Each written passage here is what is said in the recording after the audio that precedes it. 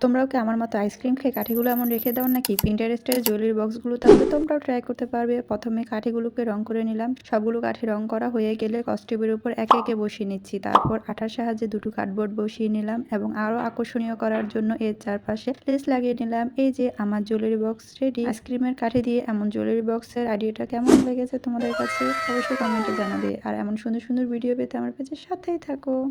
গত ভিডিওতে আমার তৈরি বুকমার্কের ডিজাইন দেখে আমার ভাগ্নি আবদার করে বসলো তাকে একটা বুকমার্ক বানিয়ে দিতে হবে। কি আর করা, হাতের কাছে ছিল কাগজ আর হাইলাইটার।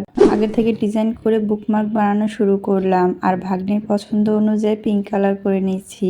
তোমরাও কমেন্টে জানাও তোমাদের ভাগ্নিও কি এমন আবদার করে নাকি? আর এমন সুন্দর সুন্দর ভিডিও পেতে হলে আমার পেজের সাথেই থাকো। আজকে আমার ছেলে এই টিস্যু রোল নিয়ে আমাকে চ্যালেঞ্জ দিয়ে বললো এটা দিয়ে কিছু বানিয়ে দিতে হবে। তখনই মাথায় একটা আইডিয়া আসলো। কার্ডবোর্ডের উপর অংশ ছাড়িয়ে নিলাম এবং টিস্যু রোলের উপর লাগিয়ে নিলাম। তারপর পছন্দ মতো স্কাই ব্লু কালারটি করে নিলাম। তারপর আগে থেকে বানানো ফুলগুলো একে একে বসিয়ে দিলাম। এই যে তৈরি হয়ে গেলো আমার কলমদানি। আইডিয়াটি কেমন হয়েছে অবশ্যই কমেন্টে জানাবে। আর এমন সুন্দর সুন্দর ভিডিও পেতে আমার পেজের সাথেই থেকো।